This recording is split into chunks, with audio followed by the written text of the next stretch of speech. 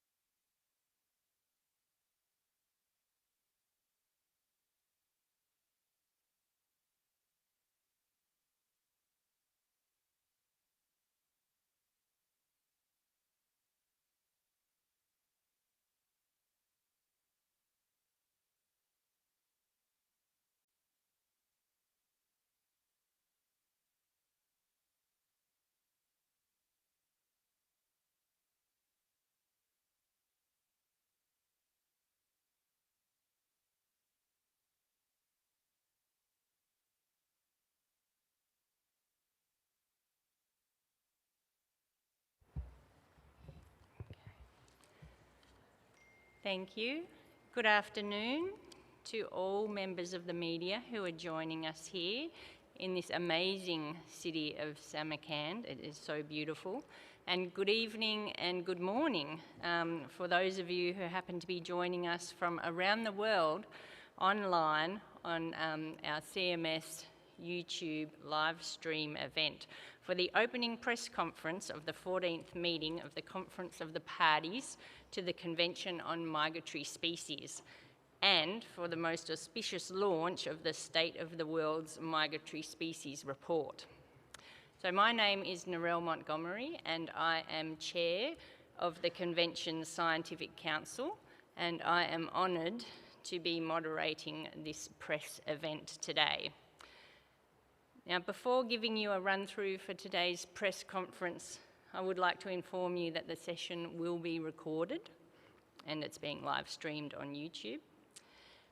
Firstly, I'd like to welcome the distinguished speakers who will provide opening remarks about COP14 and present the key findings and recommendations of this CMS flagship report. We may then have some time at the end of the presentations to take your questions, so I would request that you hold them until the end of the presentations.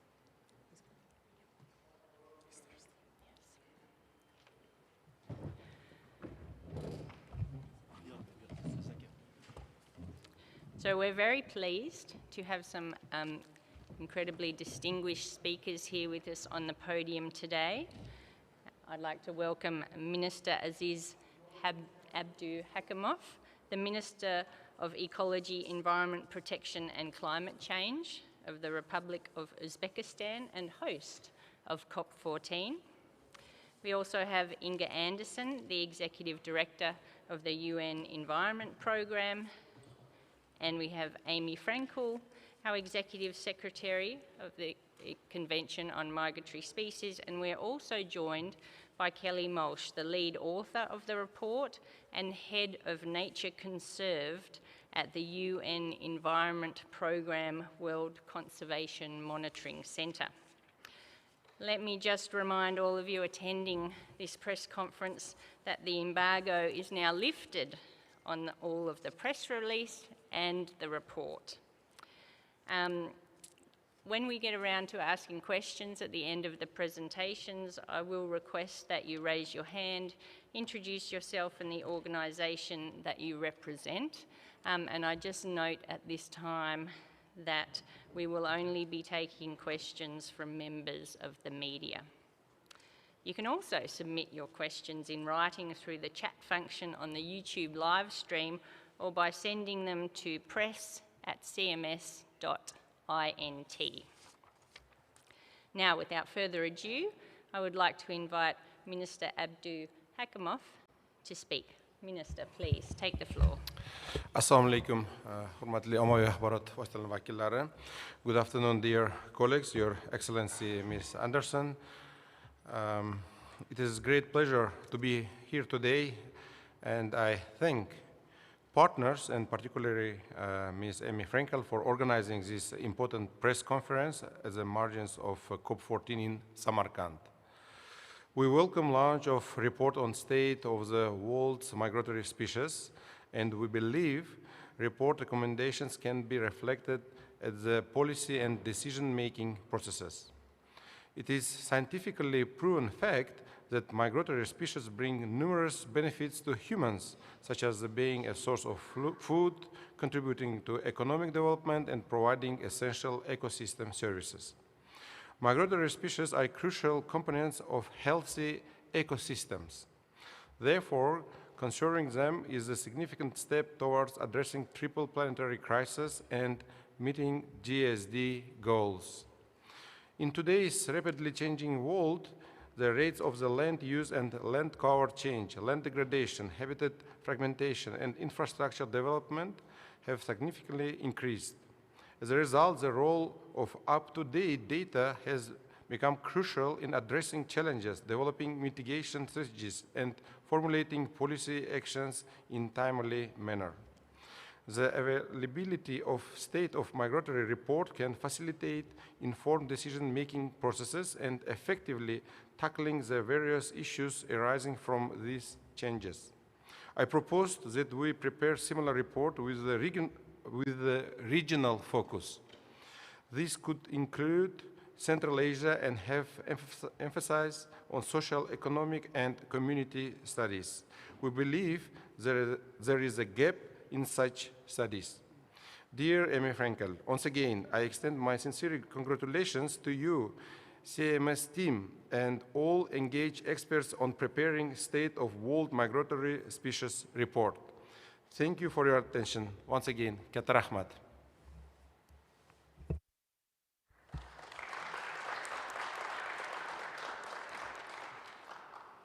Thank you very much, Minister. I'd like now to invite Inga Anderson, the Executive Director of the United Nations Environment Programme. Please, you have the floor. Thank you very much, and good afternoon to members of the press and to those online. My thanks to members of the press for joining this 14th Conference of Parties to the Convention on Migratory Species. My thanks also to you, Minister, and to the government of Uzbekistan for such gracious hosting. Today, the UNEP-hosted Secretariat of the Convention for Migratory Species is launching the State of the World's Migratory Species report. And this report really does lend urgency to the negotiations at this very meeting. This is a first ever comprehensive assessment of migratory species, and it shows how our behavior, the unsustainable human activities, are jeopardizing the future of these species, and by extension, of course, the future of other species, and indeed, of humanity itself. We will hear about, and you will have seen in the media pack, that some 44% of migratory species listed under the convention are showing a population decline, and that 22% are threatened by extinction. A figure that rises, you will have seen in the media pack, to 97% for the CMS listed fish. And this extinction risk grows for all migratory species globally.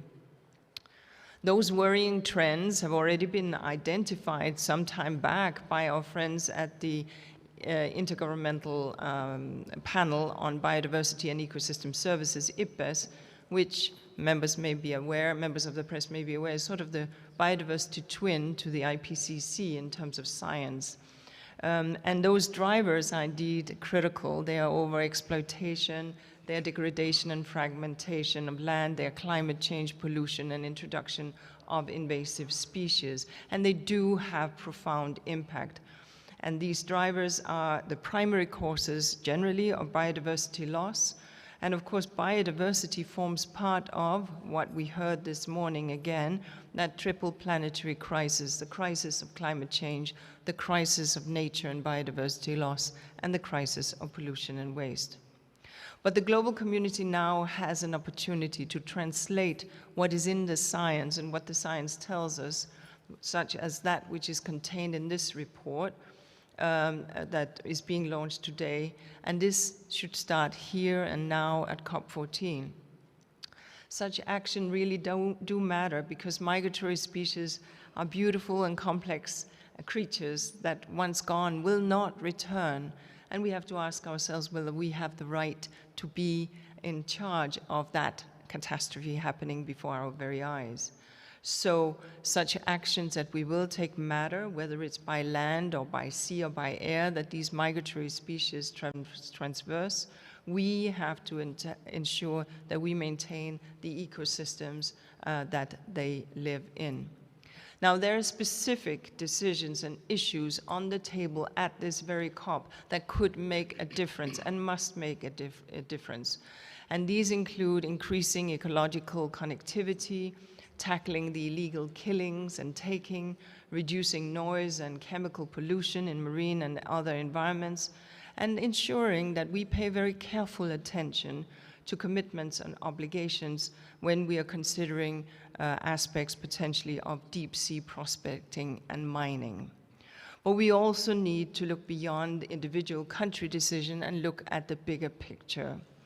Migratory species, as I said yesterday, go where they must without regards for the lines that we have drawn on pieces of paper what we call the human boundaries. And that is why the theme of this COP is Nature Knows No Borders. To be effective, we have to look beyond the jurisdiction of the environment ministries and beyond the jurisdiction of individual nations and beyond the jurisdiction of single agreements.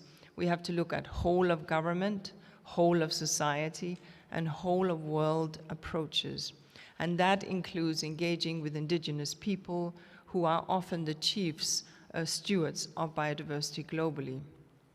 It's critical for the CMS and parties to work closely with other multilateral agreements and instruments, such as the Kunming-Montreal Global Biodiversity Framework, but also the Global Framework on Chemicals, the Global Chemical Agreement, and of course desertification and climate change, and the upcoming plastic agreement. We cannot protect migratory species without multilateralism, without unity, and without transboundary cooperation.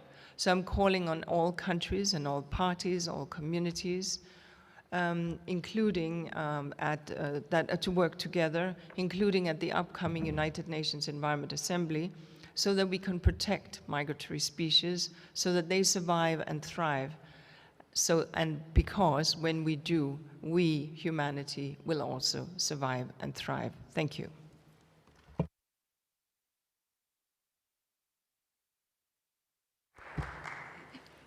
Thank you, Ms. Anderson, for those very insightful remarks.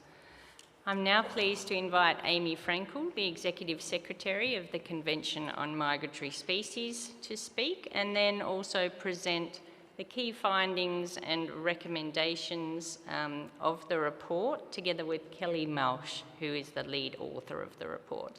So Amy, please, take the floor. Thank you very much. And welcome to all. It's really, really good to see so many people here. So this is a really important report we're about to talk about. I am also going to just start, however, with a quick overview of the COP, because that was described in the program. But I'm not going to spend too much time on that, and then we'll turn and have more time for questions on the report that we're launching today. So in terms of the COP, I mean, the agenda, of course, is online, and you can see the very many issues that we're going to be taking up, the parties will be discussing. Just to give you a flavor for that, there's quite a variety of types of outcomes that we're anticipating at this meeting. First, there are, of course, many species-specific actions, such as concerted actions or single-species action plans that are aimed very carefully at particular species that would benefit from those kinds of plans. There's also regional initiatives, including in Central Asia. We have the Central Asian Mammal Initiative that we've had for quite a few years now. There's there's draft documents on that. So there's lots on species. There are then what we call cross-cutting issues. So for example, we have a discussion on the issue of ecological connectivity, which we'll talk more about in the context of the report. We also have a new strategic plan for migratory species, and that's going to lay sort of the priorities for the convention through the year 2032. And we also have 14 species that are being proposed for addition to the treaty, either in Appendix 1, Appendix 2, or both. And so those will be negotiated and discussed as well.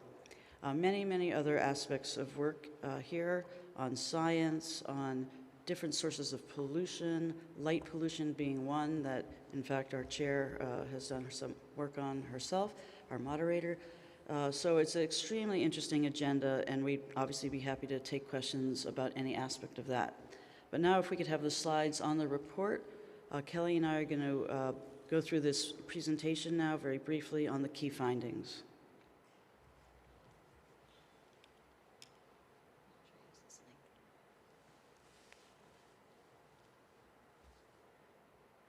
Just waiting for the report to come up.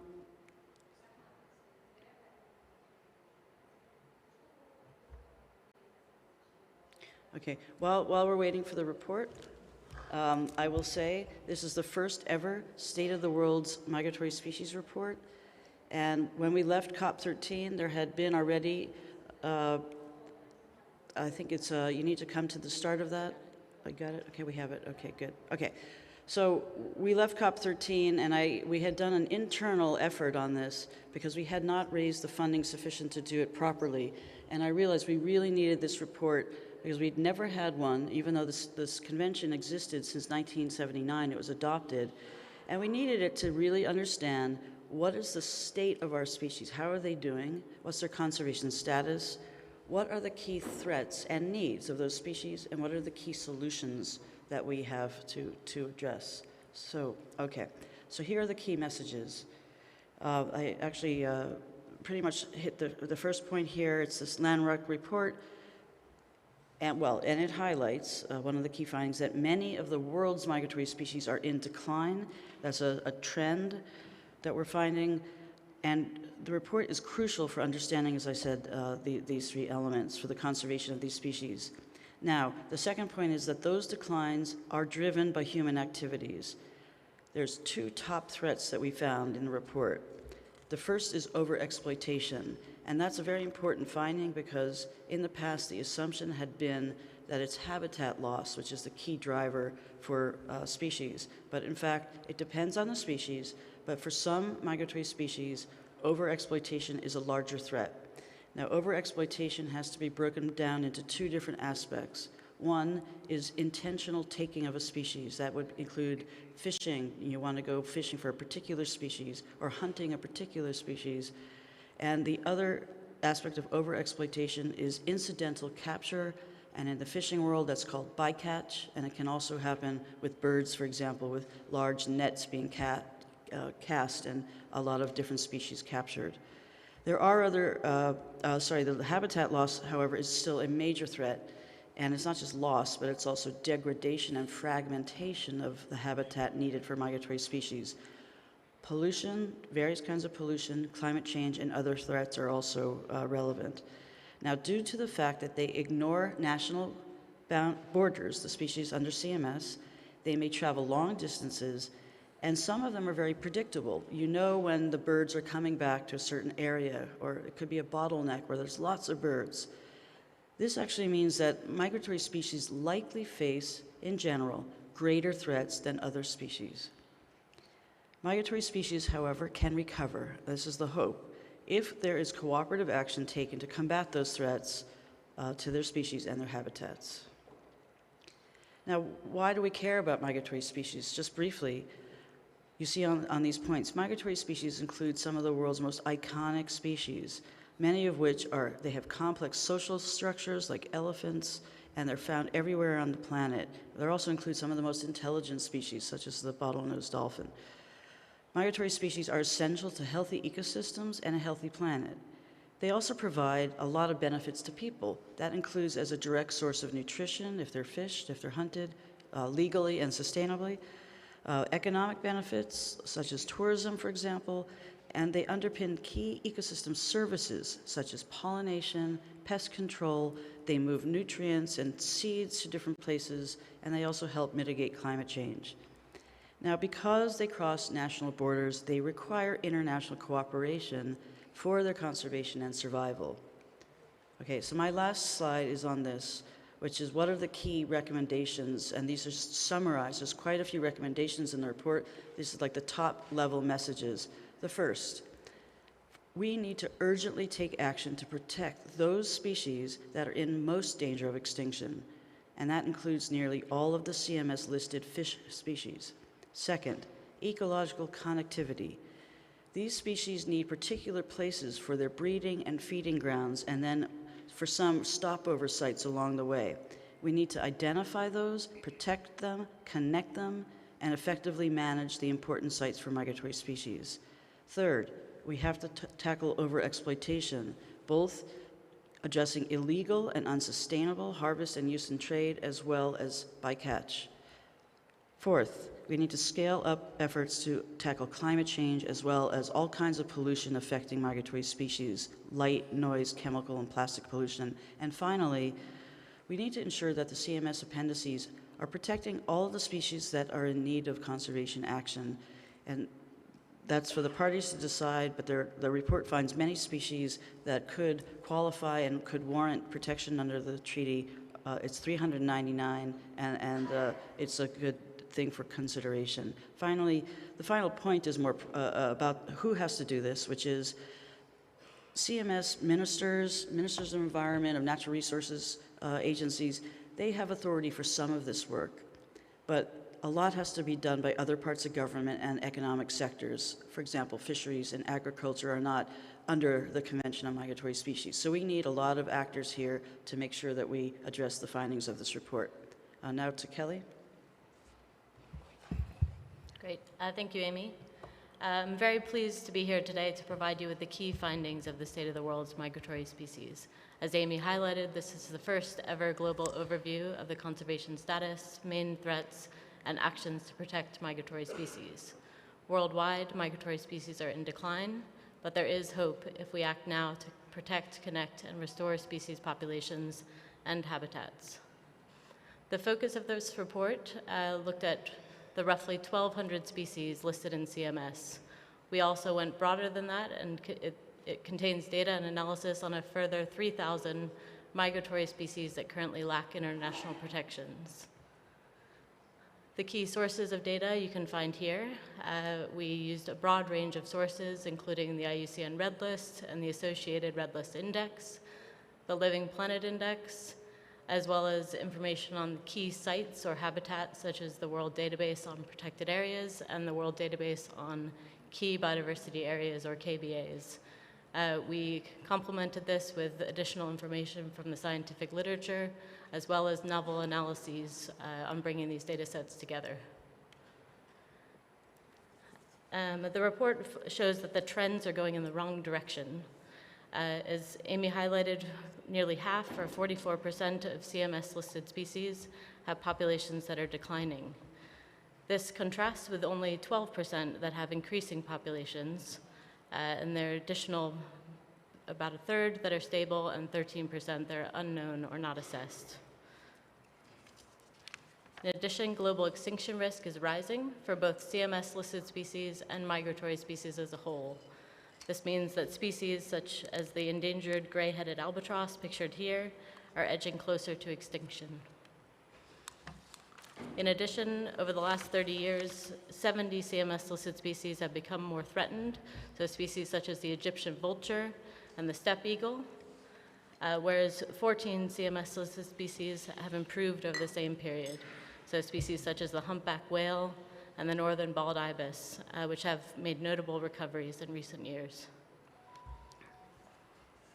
We also looked at migratory species that would benefit from increased protection. For this report, we identified roughly 400 migratory species that are globally threatened or near threatened with extinction and not yet listed in CMS. We also found 179 species that are listed in Appendix 2 of CMS, but are at high or very high priorities for further conservation measures. The key threats, as highlighted by Amy, are overexploitation. We found 7 in 10 species are threatened by overexploitation. And a key point here is around the decline of fish species that are impacted by overexploitation, both fishing as direct catch and incidental catch, with 97% of CMS-listed species globally threatened. For habitat loss, it was 3 in 4 CMS-listed species are affected by habitat loss. And habitat loss comes in many forms, but agricultural expansion and infrastructure development are major drivers of land use change. The threat from habitat loss is not only having a direct impact on species, but it's also disrupting connectivity, which is crucial to enabling the free movement of migratory species. To fully protect migratory species, we need to consider both the threats to the species as well as the habitats themselves. Through this report, we identified 9,500 key biodiversity areas identified for CMS-listed species. We found that half of these, the area of these key biodiversity areas, are not covered by protected and conserved areas. We also found for those areas that are monitored and have monitoring systems in place, 58% of monitored sites are under unsustainable levels of pressure. Crucially, not all key sites have been identified. I'd like to leave with a note of hope. There is hope. Further declines are not inevitable, and conservation and recovery of migratory species and their habitats is possible. We know what actions need to be taken. Many of these are highlighted in the report. Full and effective implementation of CMS is needed, and following through on the goals and targets of the Kunming-Montreal Global Biodiversity Framework will also directly contribute to addressing these issues. The future of migratory species is in our hands. And with that, I'll hand back to the moderator. Thank you very much.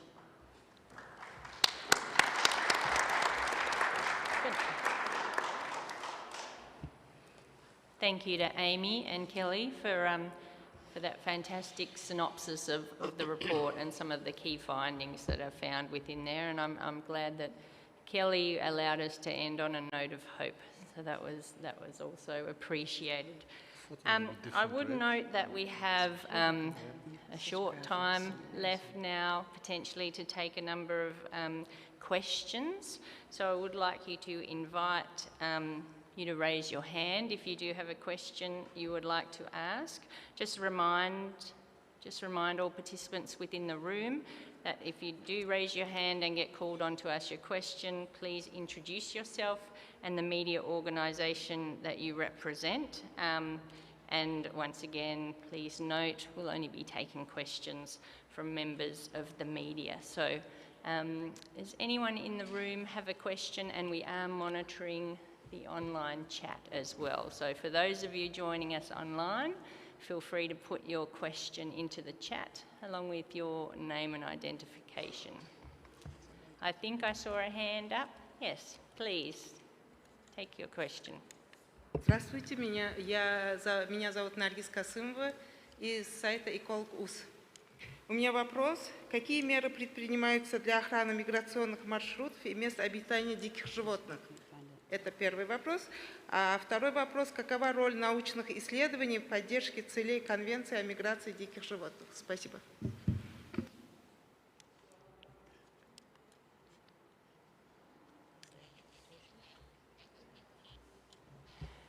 I'm sorry, it took a little while for our interpreters, I think, to get on board. Can you just repeat your question? The translation's not working very well.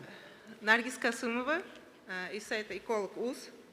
У меня два вопроса. Первый вопрос: какие меры предпринимаются для охраны миграционных маршрутов и мест обитания диких животных? И второй вопрос: какова роль научных исследований в поддержке целей Конвенции о миграции диких животных? Спасибо. There were two questions from Nargis Kasimo, who is from the Ecolog.us website, which is mainly focused on covering environmental issues. And the first question was about what type of specific measures are being implemented to protect the migratory species routes through which they migrate. And second was, what do you think about the importance of scientific research institutions in terms of providing science and evidence-based data?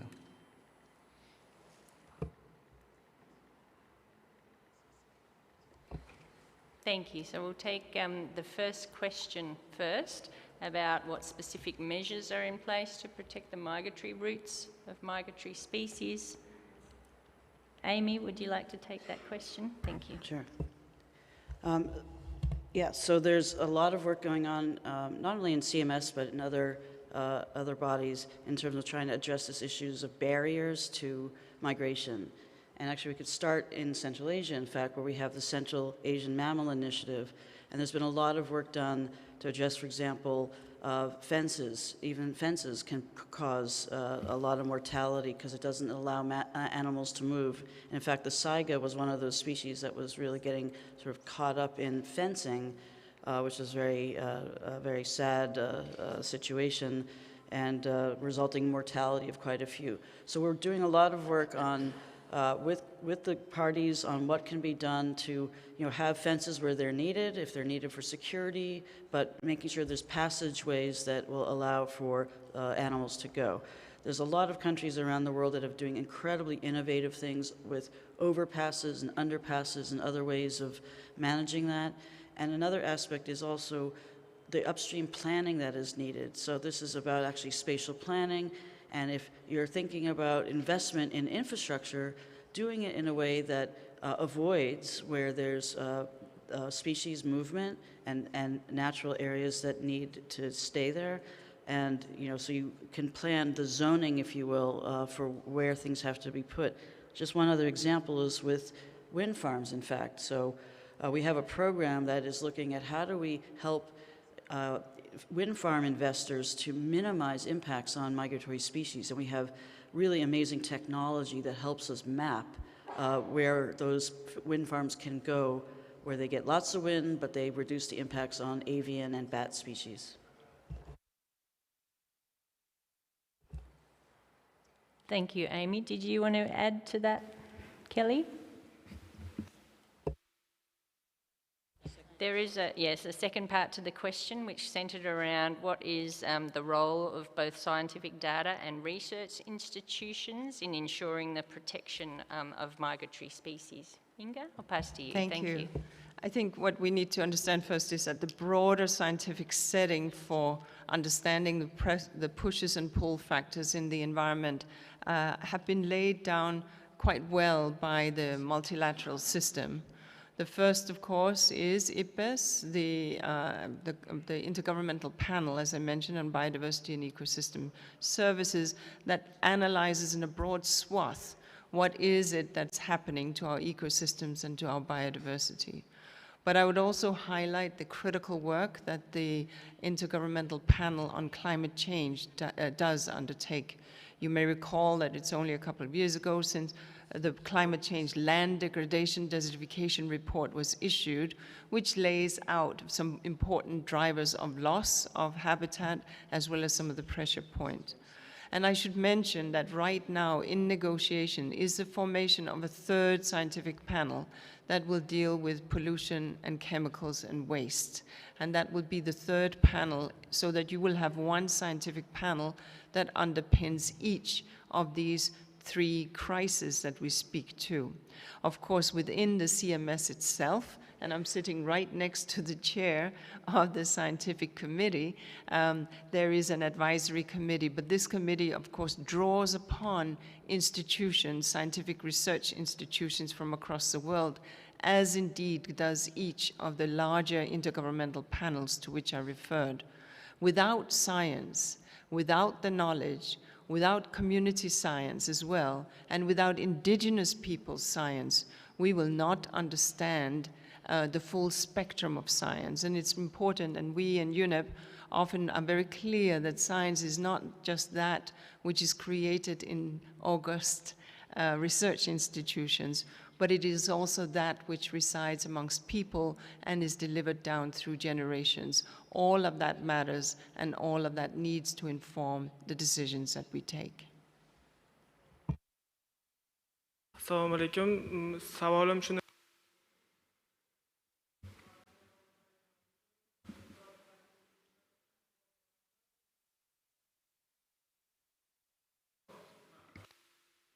Savolim Rossiya-Ukraina urushi, Isroil-Falastin urushi oqibatida ekologiyaga qancha ziyon yetgan va ko'chib yuruvchi hayvonlarning qanchasi nobud bo'lib qolishi aniqlangan. Bu bo'yicha bir tahlil bormi? Tanishtirib boring. Gazeta.uzdan Mirolim Musajonov. So report from Gazeta.uz, which is online publication. The question about are there any data or potential research on detrimental impact on biodiversity loss because of the ongoing war in Ukraine and between Ukraine and Russia, and also on Israel and Palestine. Thank you. Indeed, we at UNEP in two resolutions, one that was decided in UNEA 2 and one decided unanimously both in UNEA 3, the United Nations Environment Assembly, are authorized and indeed requested to undertake environmental assessments when a state when a member so requests on the impact of war and conflict. As a consequence, in 2022, Ukraine did request UNEP to undertake an assessment of the impact of the war in Ukraine. We undertook that assessment and we published it in October of 2022, documenting the impacts of that war. Subsequently, we were requested to undertake an assessment of the destruction of the Kakhovka Dam, and we have published a report on the impact and the remediation measures of the destruction of the Kakhovka Dam. Your second reference was to the war in Gaza. Yes, we have been requested to undertake an assessment of the environmental impact of the war in Gaza, and yes, we're in the process of undertaking that. You will understand that that assessment is not yet completed, but we expect to have it completed within a few months. Thank you. Thank you, Inga. Now, we may only have time for one more question, so I think it's important that the question is focused on the report that we're here to launch today and find out more about. I did see, I think the gentleman there, you had your hand up first, so please introduce yourself and I introduce ask your question. Kazakhstan TV channel, which is called 24KZ. And I have two questions. As you know, Uzbekistan has become part of the Ramsar Convention. And what advantages do you think this will give to this country? Next one is, could you also evaluate the conditions that are being created in Uzbekistan to address environmental challenges?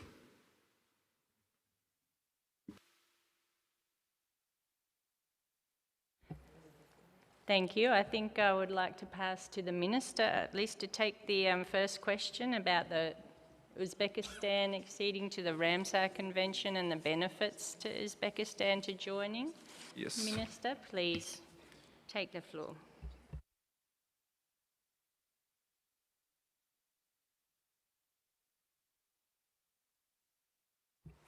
Thank you very much for your question. I think you raised a really important question about regional cooperation. As you know, we are very closely cooperating with the neighboring countries, and it was several initiatives which we raised with my colleagues, the ministers from Central Asian countries. For example, we are very closely working on our joint programs, how we can keep the ecological corridors for migrating species. For example, as you know, before the starting the presidency of our president, Mr. Mirziyoyev, even some mines was between, for example, Uzbekistan and Kazakhstan. But now, thanks to policy of openness of our president, we lifted up all these problems. And now we, of course, working even on establishing some joint protected areas. For example, we have a very ambitious project with Tajikistan to let's say, merge our national park along the Zarafshan River. And same project we have with my Kazakhstan colleagues. We can consider as one, entity, the Chimgan-Chatkal National Park and area.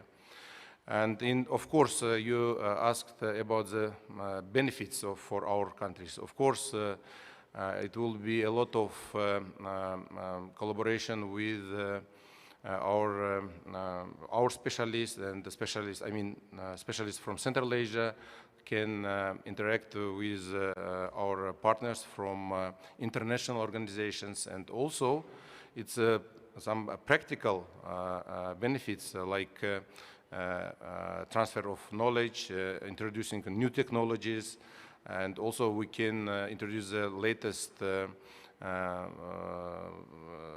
technologies, IT technologies, using satellite technologies, and all this scope will give us in the future good results in protecting migrating species. Thank you. Okay, and last things, and just let me share with very good news. Just today, the Executive Secretary of Ramsar Convention presented certificate, and a new nomination was included to Ramsar Conventions, and now we have five, yes, in total 5, because during my,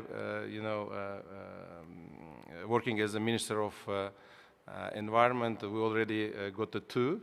So, and today it was a very good day for us, and we succeed, and we was able to include the 3rd nomination during the last 2 years. Yeah, thank you.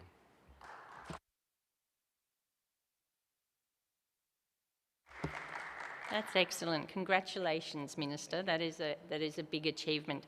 Now, I know we're coming to the close of the session, but just in recognition of the people that have joined us online, we do have one question that we will answer from someone online, from Thomas Krumanacker from the RIF Reporter. He has asked, we are experiencing a devastating wave of avian influenza worldwide. Is this panzootic an existential threat to the system of animal migration, especially bird migration? And I think, Amy, would you like to take that? Thank you. Yes, thank you. So indeed, the convention has been dealing with the issue of avian influenza for quite some time, since the early 2000s. And there has been, around the world, a lot of new outbreaks of it. So it's a great concern. And it absolutely has the potential to threaten migratory birds. It's not only birds. There's also been reports of avian influenza jumping over to some marine mammals. And you might have also heard that it's now been found for the first time in Antarctica, which is quite concerning. So CMS has been working with governments to, first of all, communicate, what to do and what not to do, because there's also been situations where governments might sort of react too strongly and go out and kill a whole bunch of animals when that's not the solution, and it's actually creating a different problem. But we have been working with governments in scaling up surveillance methods, monitoring the impacts, removing the dead carcasses of these animals to avoid spreading disease, and other key recommendations. We actually have a task force on this topic where we're co-lead it with the Food and Agriculture Organization. And finally, we have a scientific counselor of CMS who's an expert on this topic of wildlife disease. So it's a very important issue for us, and it's on the agenda of this COP. Thank you, Amy. I want to thank everyone for coming here today. I'm so sorry that we didn't have time for more questions, but it's fantastic to see the level of interest and engagement within the room. So thank you very much. I just invite everyone to find the press release as well as the report that's available in 3 languages, English, French and Spanish, on the CMS website at cms.int.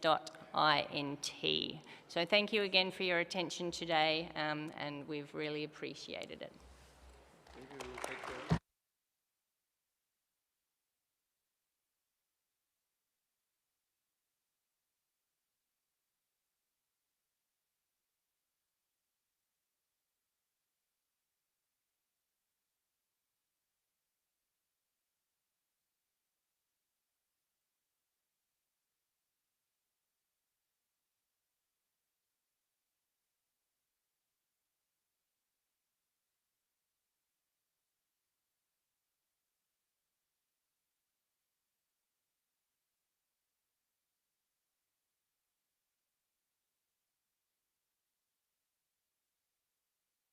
If you allow me, I have a very small announcement, and I would like to congratulate Lola Rahmanbayeva, Laura Rahmani. She's our press secretary, and she leads our media group. So congratulations, happy birthday. Oh.